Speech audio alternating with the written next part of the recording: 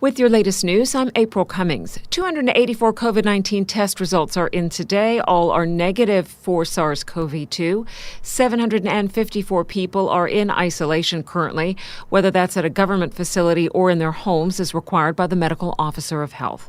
The total number of COVID-19 vaccines administered to date, 16,725, with 6,942 people having completed the two-dose course so far. Following the decision to bring forward the date of the general election to Wednesday, April 14th, His Excellency Governor Martin Roper yesterday issued updated writs to the returning officers and deputy returning officers. Radio Cayman's Dion Anglin has more.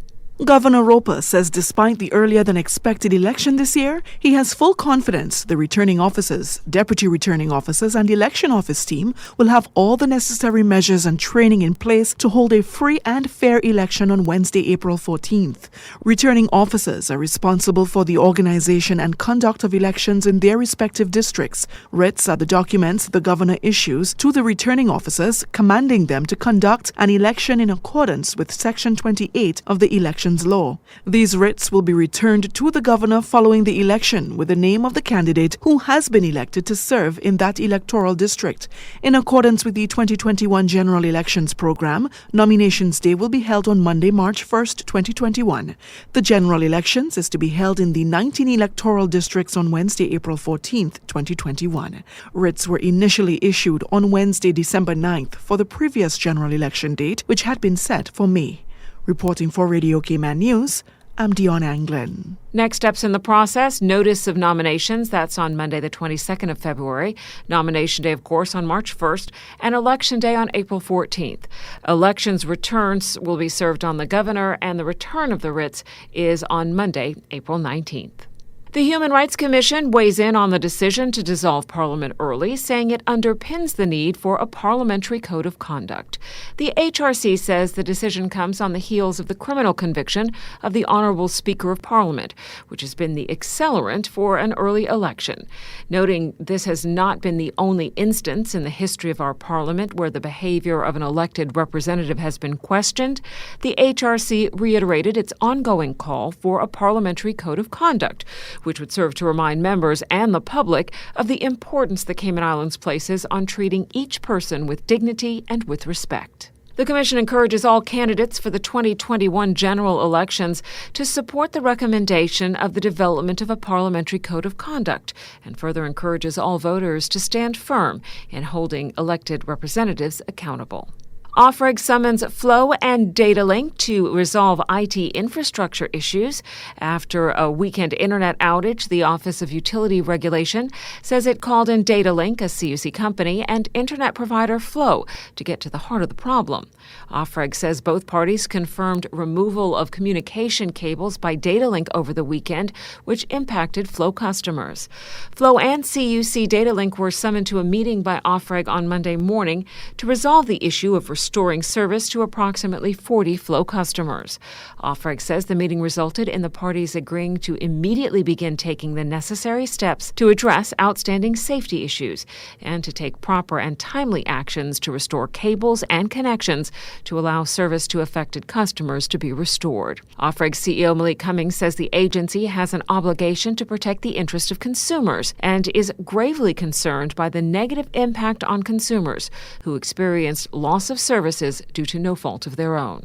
In today's statement, OFREG issued a reminder to licensees in all sectors of their obligations to consumers, to other licensees, and the Cayman Islands as a whole, and says it expects every effort and option exhausted to resolve problems expeditiously in accordance with the laws and established standards. Local school inspectors head back to Quality Child Care Center for a follow-through inspection, checking up on progress the facility made since its week assessment back in October 2019.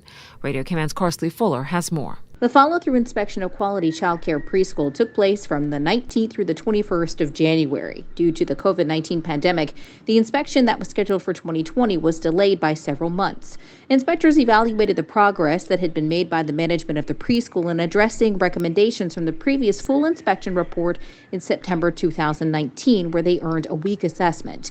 The preschool has made satisfactory progress in addressing 3 of the 6 recommendations. But the inspectors judged there had been weak progress overall. Recommendations included improving children's knowledge, skills, and understanding in the 4 areas of learning. That was a weak progress assessment. Improving the quality of teaching, weak progress assessment. Reviewing the class timetable and delivery of the curriculum, satisfactory. Meeting regulatory requirements to security, health, and safety, satisfactory. Introducing more robust and comprehensive arrangements for self-evaluation and improvement planning, weak. And finally, addressing the current staffing shortfall.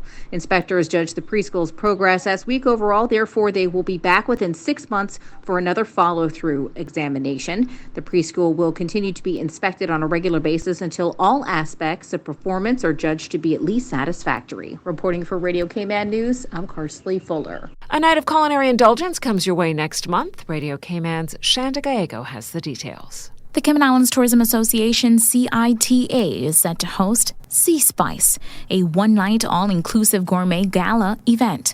CITA Executive Board member and event organizer Marcus Murray in a press release notes, with Taste of Cayman postponed until 2022 due to government restrictions limiting the number of people gathering in public, it created an opportunity for us to plan a smaller, high-end event in the form of an all-inclusive night. Sea Spice will take place on March 13th at the Kempton Seafire Beach Deck, starting at sunset. The night will include world-class cocktails, food from a number of restaurants across the island, and music from Swanky Kitchen Band. The event is also hoping to raise funds for the ARC Foundation and Feed Our Future. For tickets and more information, you can check out eventpro.ky/Sea-Spice.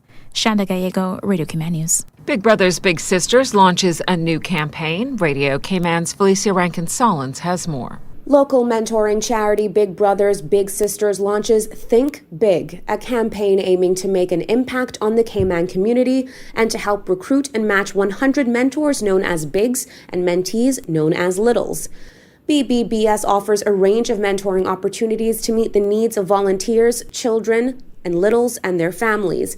Mentors serve as role models. They teach by example the importance of giving, staying in school, and having respect for family, peers, and the community. Think Big aims to raise awareness of the work that the charity does within the Cayman Islands, raise funds, and to recognize its stakeholders, volunteers, and supporters. Following the campaign announcement, they have appointed 3 new roles to better support the needs of the littles and their families in the future.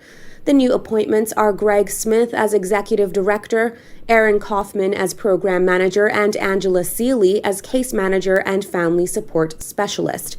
To find out more about volunteering, becoming a mentor, or donating to Big Brothers Big Sisters of the Cayman Islands, visit bbbs.ky or call 326-0610. For Radio Cayman News, I'm Felicia Rankin-Solins. Think Big events include a big-time event for Bigs and Littles on February 17th, a community dress-down day on the 26th of February, and a youth mentoring forum sponsored by R3 on February 27th. Now to CIGTV's Donna Bush. 49 local employers showcase their organizations at the John Gray High School Career Fair on Friday. Well, 49 local employers, including a large number of government entities, educational establishments, and community partners, showcased their organizations at the John Gray High School Career Fair that was held last Friday. Held in its gymnasium, organizers doing virtual live demonstrations and using the latest technology were popular with the students. Around 600 students attended the annual event. School principal John Clark expressed his delight at the high engagement of the students. It was awe-inspiring, he says, to see so many of our young people fully engaged in this world-class event. This year, there was a wide range of activities and professionals for the students to visit, and I have had some very positive feedback from the employers, Mr. Clark added. Now, the career fair was the culmination of the school's career week, which started on February 8th. To learn more about other upcoming career programs and activities, you may contact the DES Career Services team. They're located at careers@scifac.edu.ky. That is CIGTV's Donna Bush, and that is your latest local news. From Radio Cayman's newsroom, I'm April Cummings.